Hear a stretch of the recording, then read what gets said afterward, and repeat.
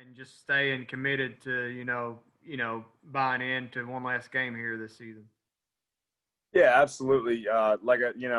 Bunch of football players, and when you go on this big break, this long break, you kind of you miss it. You really do, even though it's always hard work, and especially this year, it's been a long year. You go home and you're not playing football, and you start to miss it, and you say, I can't wait to get back. And I think everyone kind of came back from this break ready to go and ready to play in a bowl game and put a good performance on. Okay, Nick Roush. You were just a red shirt the last time that y'all were down in Jacksonville, but what do you remember about that game? And also, what's it like to kind of come back full circle to kind of finish where it started? Yeah, it's really cool to come full circle and finish where I started. All I kind of remember is we lost. We got beat by Georgia Tech, and it was a fun week to experience. But what I found is bowl games are a lot more fun when you win. So I think, especially with COVID, we probably won't spend as much time down there, and it's going to be number one priority to win the game this year. And I think winning in the Gator Bowl, when the first time I was at the Gator Bowl we lost, would just be a perfect way to finish it out. Now, last time Georgia Tech ran the triple option, it was weird. NC State, they run the weird 3-3-5. Is it similar to what you saw against Mississippi State? Do you think that'll help help prepare you for this bowl game? Yeah, I think there's a lot of things that you can kind of compare to the schedule we've had this year. I think the one thing that sticks out is kind of the transition they made from last year, right? They didn't do so hot last year, and this year they turned it around and had a really great season, right? So I think the one thing that we know for sure without even looking at the film is that they play hard, right? They play hard and they know how to win football games. And so I think it's going to be fun. I know they've had some pretty good D-lines in the past, and so it's going to be a good matchup, and we're excited. Josh Moore. Sorry, I didn't have another question. Okay, Larry Vaught. Yeah, Luke, a little bit of question, not exactly on the bowl, but just wondering what your reaction was when your roommate Max was not even named one of the 10 finalists for the Ray Guy Award this year.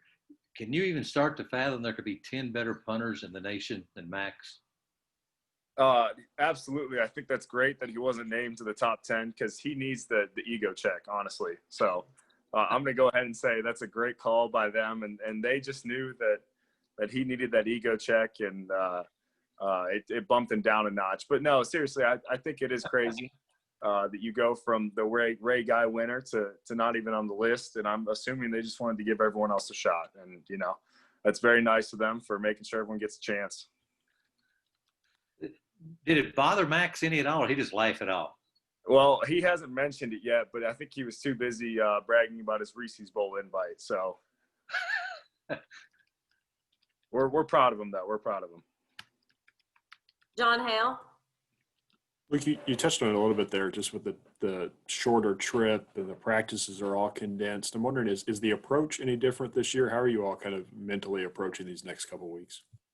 I would say the approach is not too different. I think in the past few years where we've played really well in bowl games, Coach Stoops has done a great job of kind of taking care of us, and we definitely get our work in, but he makes sure not to run us into the ground or anything like that, just because we've had a long season. In the past years we've played 12 games, and this year 10 games. So he knows that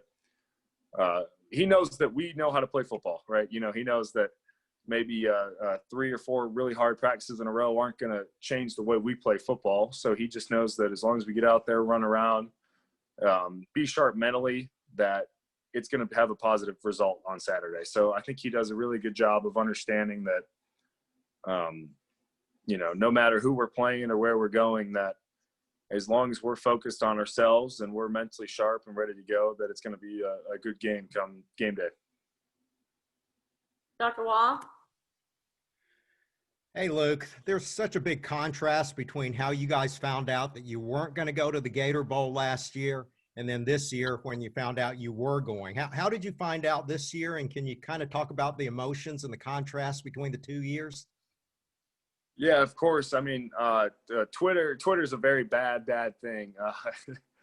hanging out on Twitter, you see everyone talking every which way about where we're going to be or what we're going to play. And it was nice to see that we're going to Florida. I think a lot of the team, wants some warm weather, especially playing these last few games. The last game on December 5th, it's going to be a nice change of pace to be a little further south.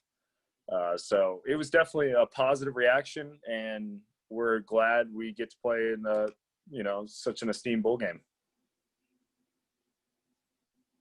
Keith Farmer. Hey, Luke. Just wanted to ask you about Coach Stoops. I mean, the first coach at UK to take a team not just to 5 bowl games, but to 5 straight. What does that mean to you, having played for him these years?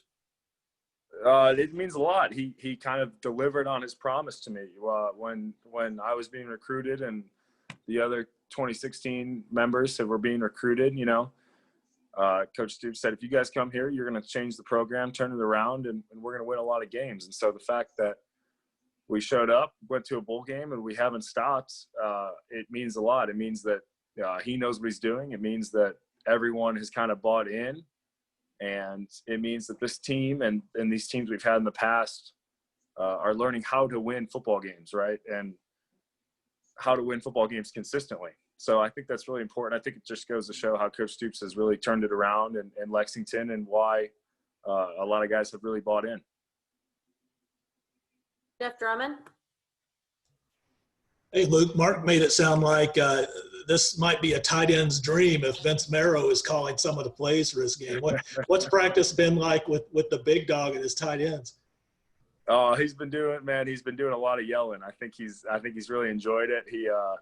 He's bringing a lot of energy and passion to practice, and he's making it fun. He likes having fun, and he likes working hard. And I think he's kind of combining those two things. And you are seeing a couple more tight end passes lately. That's for sure. I definitely agree with that. But I think, the guys kind of stepping up to make play calls in the bowl game are going to do a great job. They know the offense just as well as anyone, and it's going to be fun to watch. I think Coach Merrill is going to do a good job. Okay, anybody else for Luke? All right, thanks so much, Luke, for joining us, and give us 1 second. We'll get Josh Pascal on. Thanks, Lex.